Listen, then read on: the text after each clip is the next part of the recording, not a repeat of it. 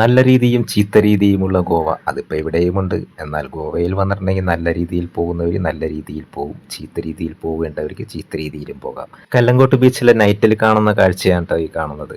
ഇത് കണ്ട എത്രയോ പേരാണ് ഇവിടെ ഇരിക്കുന്നതെന്ന് നോക്കിയേ.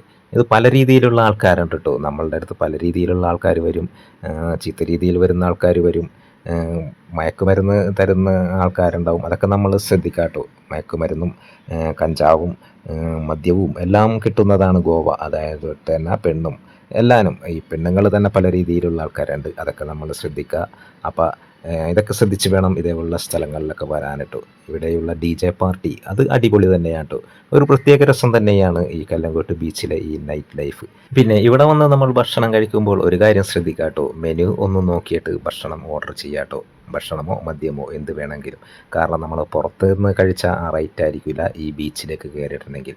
ബീച്ചിന് പുറത്തുള്ള റേറ്റിനേലും ഇരട്ടി കാശായിരിക്കുള്ളൂ ഇവിടെ നമുക്ക് വരുന്നത്. അതുകൊണ്ട് ആ മെനു ഒന്ന് വായിച്ചു നോക്കിയതിന് ശേഷം മാത്രം ഫുഡ് ഓർഡർ ചെയ്യുക കേട്ടോ.